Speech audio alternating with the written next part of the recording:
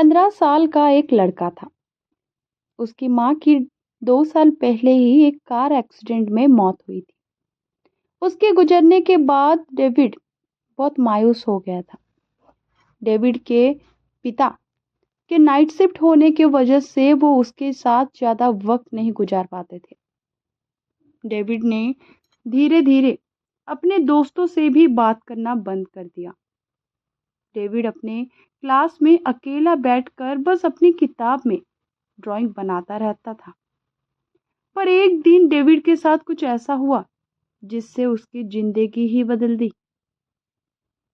उस दिन डेविड के क्लास में एक नया स्कूल स्टूडेंट आया, माइकल। माइकल ने नया एडमिशन लिया था। माइकल दिखने में एक बहुत ही शर्मीला सा लड़का था। उसके ब्राउन बाल उसके पूरे माथे को ढके हुए थे और उसकी नीली आंखें उसके बालों के बीच से चमक रही थी। माइकल के इंट्रोडक्शन के बाद वो डेविड के साथ आकर बैठ गया। माइकल डेविड से बात करने की कोशिश करने लगा, पर डेविड किसी से बात नहीं करता था। वो माइकल को नजरअंदाज करके अपना सर झुकाकर अपनी किताब में ड्राइंग बनाने लगा। थोड़ी देर में स्कूल खत्म होने की घंटी बजी और सभी बच्चे अपने अपने घर जाने लगे। डेविड भी अपनी साइकिल पर स्कूल से बाहर निकला कि तभी उसने देखा कि स्कूल के गेट के बाहर माइकल को कुछ लड़के तंग कर रहे थे। माइकल ने डेविड को देखते ही उसे मदद के लिए बुलाया, लेकिन डेविड ने उस पर ध्यान नहीं दिया और अपना साइकिल लेकर वहां से चला गया। लेकिन कुछ देर पहुंचकर डेविड को बहुत बुरा लगने लगा। उसके दिमाग में बार बार मदद मांगता हुआ माइकल नजर आ रहा था। वो वापस स्कूल गया, लेकिन वहां पहुंचकर उसने देखा कि वहां कोई भी नहीं था।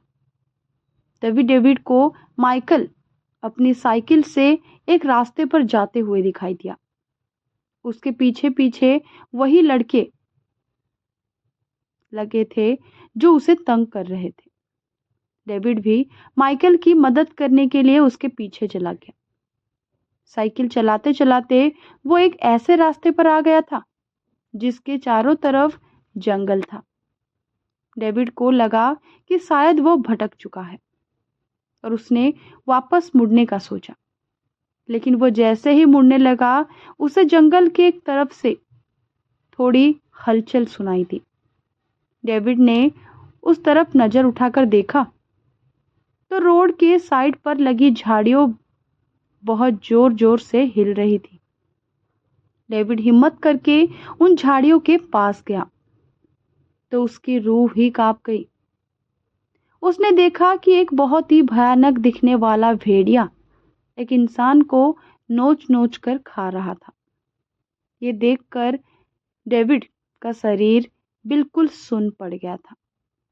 उसने ध्यान देखा तो वो शरीर जिसे वो भयानक भेड़िया चबा रहा था वो किसी और का नहीं बल्कि उस लड़के का था जो स्कूल के बाहर माइकल को तंग कर रहे थे। डेविड धीरे धीरे पीछे जाने लगा कि तभी उसका पैर नीचे पड़ी एक सूखी लकड़ी पे लगा था और एक जोर की आवाज हुई। उस आवाज को सुनते ही वो भेड़िया पीछे मुड़ा और डेविड के ऊपर झपट गया।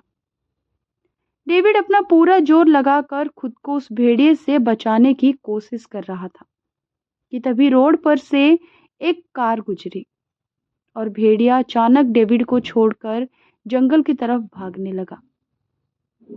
डेविड तुरंत खड़ा हुआ और घबराई हुई हालत में वहां से अपनी साइकिल लेकर भाग गया। उसने जल्दी से जाकर पुलिस को इत्तला किया और ना ही कोई बॉडी। पुलिस को लगा कि डेविड उनके साथ कोई मजाक कर रहा है। उन्होंने डेविड को डांट लगाया और घर भेज दिया। अगले दिन स्कूल में डेविड अपने फेवरेट टीचर मिस्टर कार्लो से इस बारे में बात करने लगा। डेविड के मॉम के मरने के बाद मिस्टर कार्लो ने डेविड को काफी इमोशनली सपोर्ट किया था। डेविड को यकीन था कोई उसकी बात को समझे ना समझे, पर मिस्टर कार्लो जरूर समझेंगे।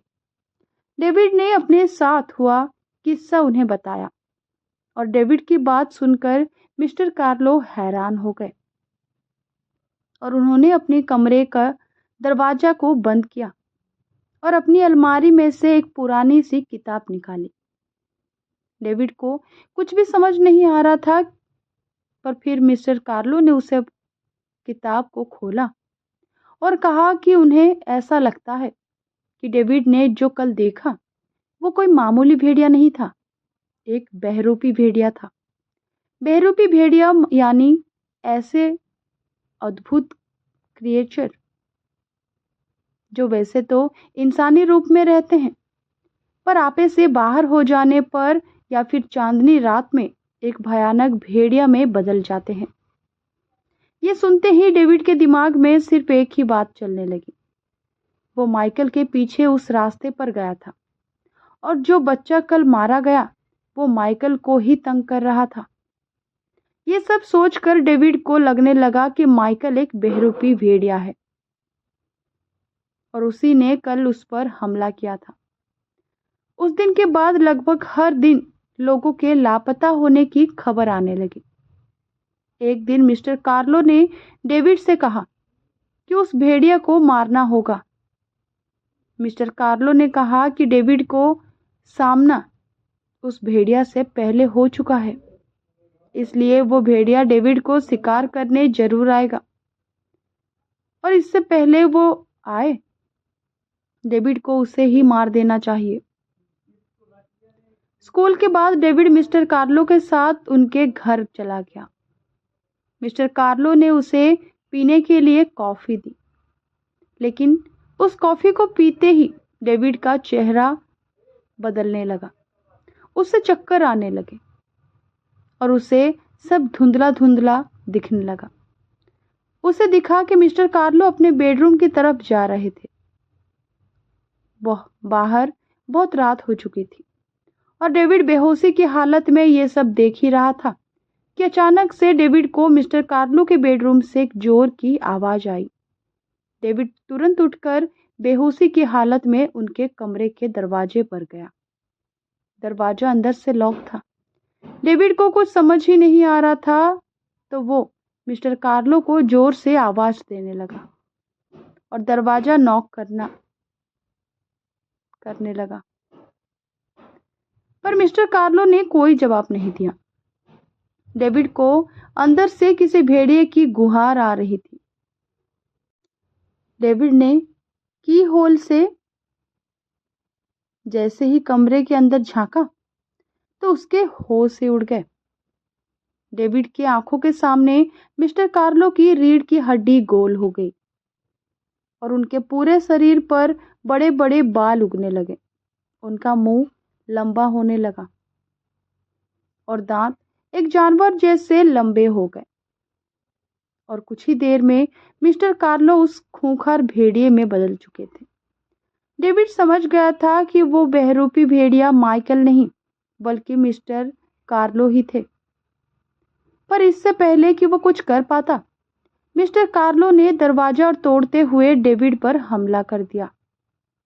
वो डेविड को नोचने लगा और डेविड दर्द में अपना हाथ पैर इधर उधर मार रहा था कि तभी उसके हाथ में मिस्टर कार्लो का लाइटर आ गया।